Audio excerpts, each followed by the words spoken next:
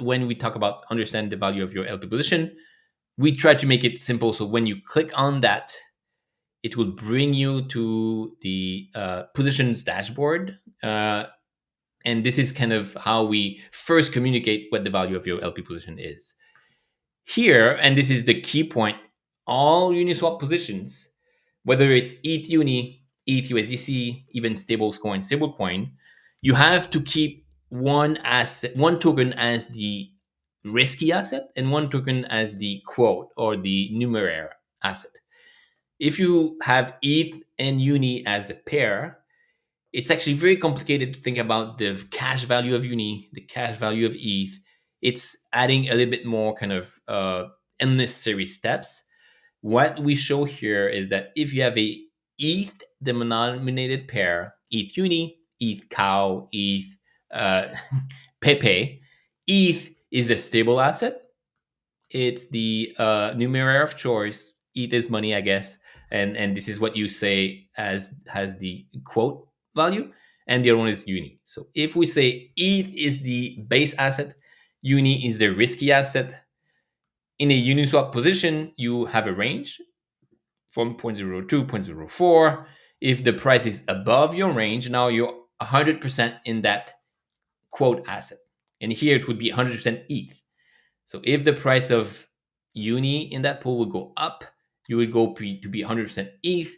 The ETH value is your quote asset, doesn't change, so it's flat. If the price were to go down and now you're exposed to Uni, now you have a straight line here, meaning that your LP position will be 100% composed of Uni tokens. And if the price goes up by $1, you also get up by $1. So that transition between being fully in ETH versus fully in Uni creates this payoff, as simple as it is. And if you think about impermanent loss, or if you think about different ways to enter into a position, unless you have this framing in mind, which is above the range, you're flat and no risk. Below the range, maybe you have all the risk, or at least you're exposed. This is going to help you set up that hedge. Unless you have this payoff, you might be hedging the wrong thing, getting the wrong quantities, or creating something that is not necessarily hedgeable the way that we think about it. Well, this is a very important step because the first step here is understand the value of your LP position. And I think a lot of people might not understand that this is the value of your Uniswap position. I think a lot of people get confused and think it's more like a straddle where both ends point down, or that it's just, it doesn't look like this. So please clarify why do we see a put option kind of like payoff and not like a straddle where most people thinking in terms of a permanent loss would believe. Yeah, and it's because, again, unless you set up and look at the math and set up the position and look at the value, then yeah, you may be creating something that's not the real value. It's not hedgeable. Again, a lot of my own research on Uniswap V3 was because I needed to know whether I made money, but also how much taxes do I owe on this amount. And I plugged in the impermanent loss formula, and it gave a nonsensical result. I said, okay, I might even be the Uni ETH token. This is what impermanent loss tells me. I earn fees. The impermanent loss is this. And if you put this number in, it's going to give you one answer. But if you look at the bookkeeping, all the steps of all the token transfers, it's not going to be impermanent loss straddle two sides being at risk, but rather that exact same payoff. So again, this is ETH on the upside. So you still have some a somewhat complex payoff if you were to say, no, this is not ETH, but rather USDC. But because we frame it, you have ETH and Uni. ETH is a unit of choice, and you do this with all your Uni pairs. Then you have a global Uni exposure, a global altcoin exposure if you want, and now you hedge maybe that whole portfolio with the ETH USDC. But now, in this case, it's really that it's under construction. If it's above the price, it's 100% ETH, and there's no extra loss or extra gain to be made. You're in ETH. Uni prices goes up, you're not exposed. That's why it's flat there. First thing first, when you talk about delta, it is actually the slope of that curve at the current price, right? So you have, in this case, current price is 2,500. The range is between 2,400 and 3,000. And then there might be a lot of things going on, but the slope is what is your delta. And if you look here, we do show the slope in the tooltip. It shows 580 or 570 ETH. This is how much exposure you have at this price because you have kind of an LP position. And then on that chart, it shows 570 ETH. We also show it here on that legs table, 572 exactly at the current price.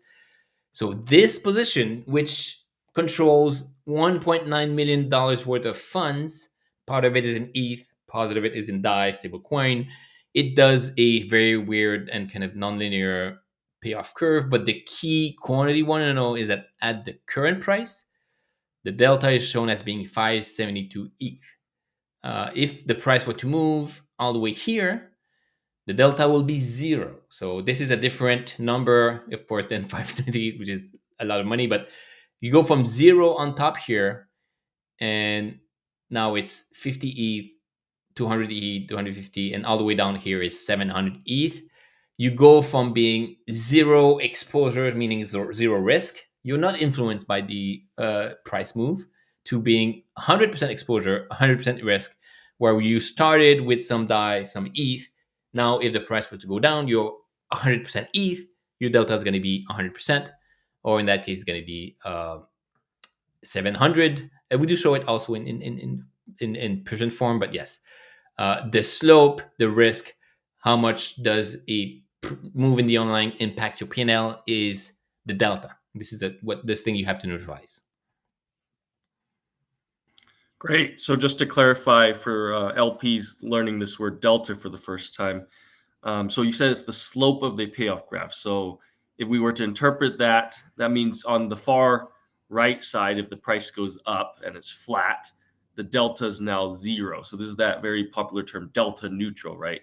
Which means if the price changes up there in that region, nothing will happen. You won't make money. You're not losing money. Just nothing happens. Whereas when the price massively collapses on the left side, and your position is completely in ETH, your delta there is in percent terms is negative 100, I guess, negative 100%, which means as the price drops, you're losing that full amount of the drop. And then anywhere in between that, where the delta is 82% or 50% or somewhere between 0 and 100, it means that you're as the price drops, you lose money, but you don't lose like 100% of that price drop. You just lose a part of the price drop. Is that how you would kind of Yeah, interpret it? exactly. So the again, delta is a measure of risk. You typically want to get fees in Uniswap. This is constant. This is you do nothing, you earn fees. But the big worry, the impermanent loss kind of part, which is yes, I earn fees, but if the price does move the wrong way, am I getting stuck with an asset that loses money 1-to-1, 50%, 10%? This is the part that is extremely important. And when we want to hedge something, we want to neutralize that risk. This is the position that you're creating, you're trying to hedge. You have this payoff, this range. As I said, one of the simplest way is to sell a call to neutralize that delta. So on Panoptic, you can hedge and you can drag this around. So what happens if you sell a call? So the put was just flat on the top. The call adds risk to the downside here. If the price were to shoot way, way up, you have more risk. That might seem like a counterintuitive hedge, but you want to, you can never get rid of the risks. There's always some risks. You want to get rid of it locally and push it maybe to the sidelines and push it away from the current price.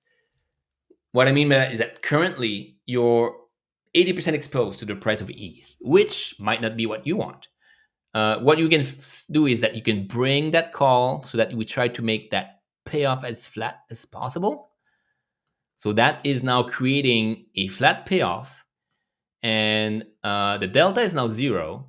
The trade-off, if you want, you still have risks on the downside as before, but now the slope picks up at a much lower price, 2,000 instead of 2,400.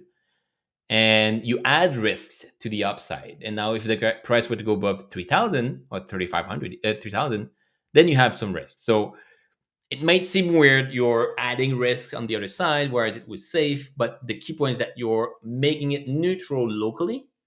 And we can look at the slope, but before we were losing $1, 80 cents for every dollar move. Now the delta is zero, but if the price were to go $100 up or $100 down, we don't gain or lose $80, but we gain or lose something like $10. So you from 60 to from 60 to 50s. Yeah. So you are offsetting the risks because now you don't have a 80% move, but you have something that's very, very minimal and you don't have as much risk. So yeah, maybe let me stop. Does it make sense?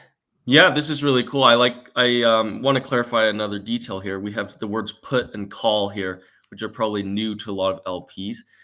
So the word put here is just because the payoff of an LP position just happens to look like selling a put there.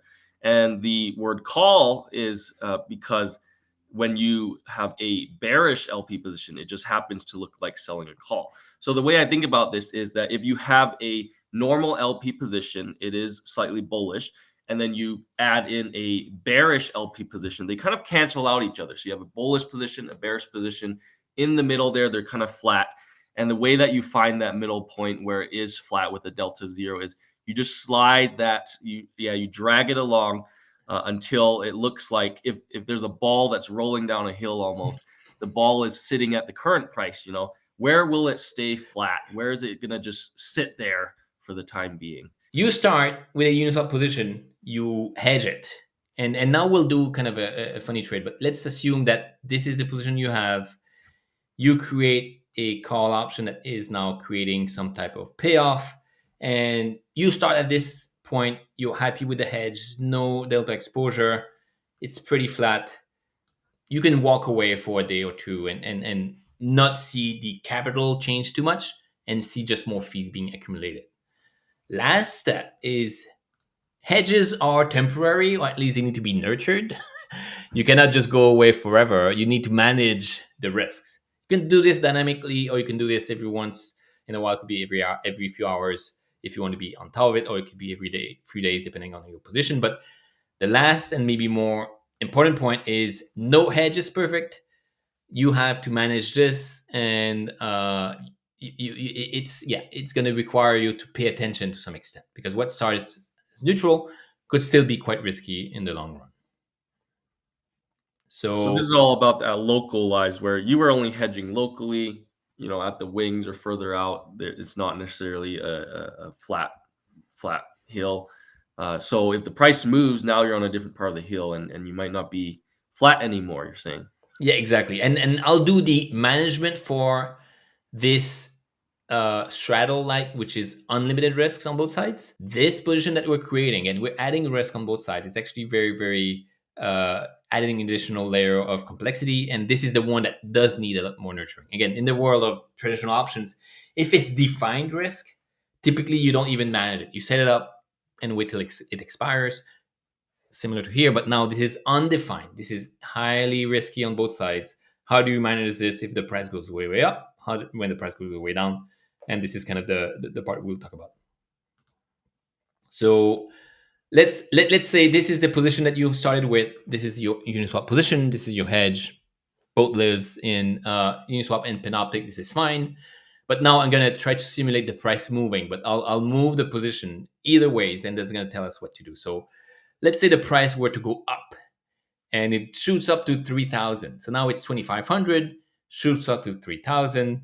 How do you react? So I'm going to, instead of moving the price up 500, I'm going to move the strikes down 500.